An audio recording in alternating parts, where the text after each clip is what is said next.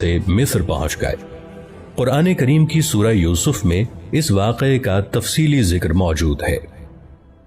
تاریخی اندازوں کے مطابق بنی اسرائیل مصر میں 2 صدیوں تک رہے۔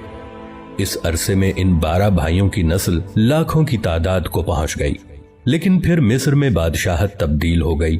نئی حکومت نے ان سے مراد چھین لی اور انہیں اپنا غلام بنا لیا۔ یہ بنی اسرائیل کی قید یعنی کیپٹیوٹی کا دور تھا۔ مصری جو اپنے آپ کو قبطی کہتے تھے، ان سے جبری مزدوری کرواتے اور ان پر بہت ظلم و ستم کرتے۔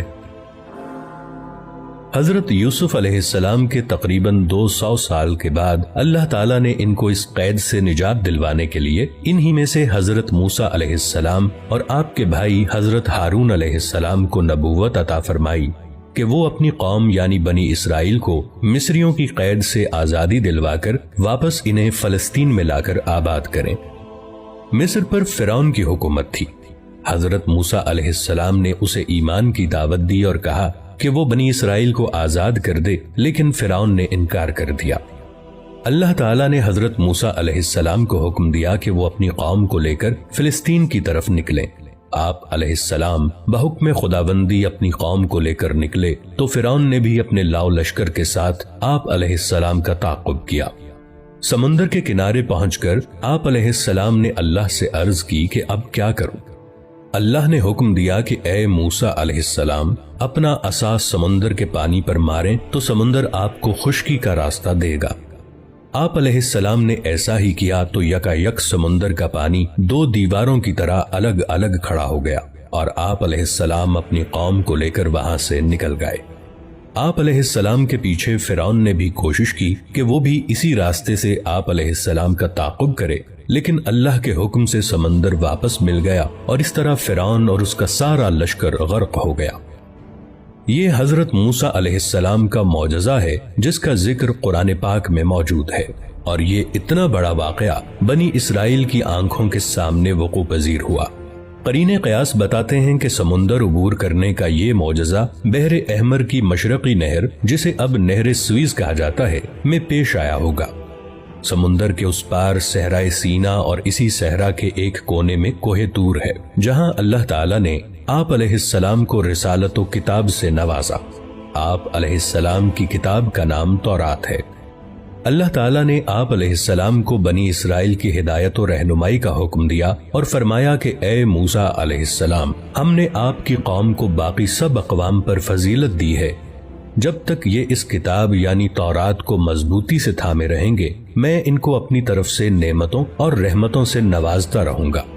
لیکن بنی اسرائیل نے حضرت موسیٰ علیہ السلام کو تنگ کرنا شروع کر دیا۔ یہ لوگ آپ علیہ السلام کی نافرمانی کرتے اور بے ادبی سے پیش آتے اور تورات کی حکم عدولی کرتے۔ حضرت موسیٰ علیہ السلام ان سے بہت ناراض رہنے لگے، لیکن ان کی تمام شرارتوں کے باوجود اللہ نے ان کو بہت سے انعامات سے نوازا۔ ان کے لیے آسمان سے من و سلوہ کی شکل میں طعام یعنی کھانا نازل کیا اور دھوپ سے بچنے کو بادل کا سایہ عطا فرمایا۔ پینے کو پانی کے 12 چشمے عطا فرمائے کہ کسی طور یہ لوگ نیکی کی روش پر قائم رہیں۔ لیکن نعمتوں اور انعامات کی اس فراوانی سے یہ اور زیادہ باغی اور سرکش ہو گئے۔ پھر حضرت موسیٰ علیہ السلام اور حضرت ہارون علیہ السلام کا انتقال ہو گیا، لیکن اللہ تعالیٰ نے بنی اسرائیل کی ہدایت اور فلاح کا دروازہ بند نہیں کیا، بلکہ ان کے اندر عظیم المرتبت انبیاء کو مبعوث فرمایا، جیسے کہ حضرت داؤد علیہ السلام اور ان کے بیٹے حضرت سلیمان علیہ السلام۔ ان دونوں حضرات کو اللہ تعالیٰ نے عظیم الشان بادشاہت عطا فرمائی کہ تمام جن، چرند، پرند اور ہوائیں ان کے حکم کے تابع کر دی گئی تھیں، اور حضرت داؤد علیہ السلام جب اللہ کی حمد بیان کرتے تو حجر و شجر اور حیوانات حمد باری تعالیٰ پر وجد میں آ جاتے۔ یہ بات بھی قرآن مجید میں بیان کی گئی ہے۔ یہ تقریباً 1400 سال کا دور ہے۔ اس دوران اللہ کریم نے بنی اسرائیل کو بہت سے انبیاء کی صحبت عطا فرمائی۔ کوئی وقت ایسا نہیں گزرا کہ ان کے درمیان کوئی اللہ کا نبی موجود نہ رہا ہو، لیکن ان کی اکثریت فسق و فجور میں ہی مبتلا رہی، اور یہ لوگ اللہ تعالیٰ کی نافرمانیاں کرتے رہے اور اللہ کے انبیاء کو ستاتے رہے، اور کئی نبیوں کو تو انہوں نے قتل کر دیا۔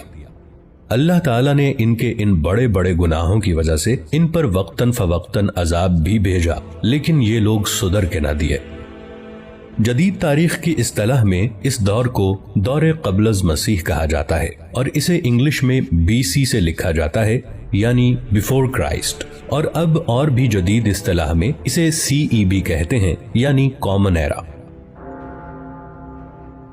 اللہ تعالیٰ نے بنی اسرائیل پر اپنی آخری حجت قائم کرنے کے لیے حضرت عیسیٰ علیہ السلام اور حضرت یحییٰ علیہ السلام کو ان کی طرف واضح نشانیاں دے کر بھیجا۔ حضرت عیسیٰ علیہ السلام حضرت مریم علیہ السلام کے بیٹے تھے، جنہیں اللہ نے معجزانہ طور پر بغیر باپ کے پیدا کیا اور بہت سے معجزات عطا فرمائے، اور آپ علیہ السلام کے ہم اثر حضرت یحییٰ علیہ السلام بھی معجزانہ طریقے سے حضرت زکریا علیہ السلام کے ہاں پیدا ہوئے، جبکہ حضرت زکریا علیہ السلام اور آپ کی بیوی دونوں بہت ضعیف ہو چکے تھے۔ حضرت عیسیٰ علیہ السلام رسول اور حضرت یحییٰ علیہ السلام نبی تھے۔ بقول عیسائی مورخین کے حضرت عیسیٰ علیہ السلام کی ولادت کے دن سے سن عیسوی کا آغاز ہوا، جو کہ اس وقت 2022 چل رہا ہے، یعنی حضرت عیسیٰ علیہ السلام کو پیدا ہوئے 2022 برس ہو چکے ہیں۔ یہاں سے بنی اسرائیل دو قوموں میں تقسیم ہو گئے۔ جو لوگ حضرت عیسیٰ علیہ السلام پر ایمان لائے وہ اپنے آپ کو عیسائی کہنے لگے، اور جو لوگ حضرت عیسیٰ علیہ السلام پر ایمان نہیں لائے وہ یہود ہی رہے۔ جس جماعت یعنی یہود نے آپ کا انکار کیا، انہوں نے آپ علیہ السلام کی والدہ حضرت مریم علیہ السلام کو بہت برا کہا اور حضرت عیسیٰ علیہ السلام کو قتل کرنے کا منصوبہ بنایا، لیکن اللہ تعالیٰ نے ان کے اس اقدام سے پہلے ہی حضرت عیسیٰ علیہ السلام کو زندہ آسمان پر اٹھا لیا۔ حضرت عیسیٰ علیہ السلام کے آسمان پر اٹھائے جانے کے تقریباً 250 سال کے بعد اصحاب کہف کا مشہور واقعہ پیش آیا۔ یہ لوگ امیر و کبیر گھرانوں کے کچھ نوجوان تھے۔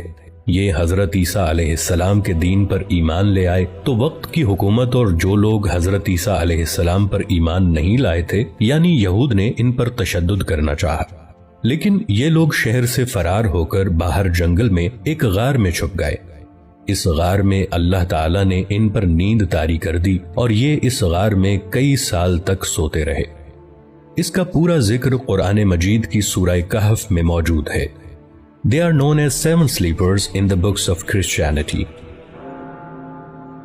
حضرت عیسیٰ علیہ السلام کے آسمان پر چلے جانے کے بعد 571 عیسوی میں اللہ کریم نے حضور صلی اللہ علیہ وآلہ وسلم کو انسانوں پر اتمام حجت کے لیے بھیجا۔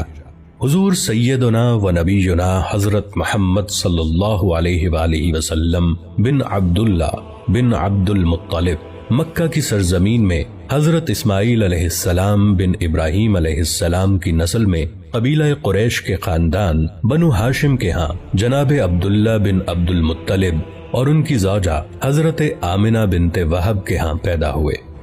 اس دن سے لے کر آج تک نور محمدی کی کرنیں ساری دنیا کو منور کر رہی ہیں اور قیامت تک کرتی رہیں گی انشاءاللہ۔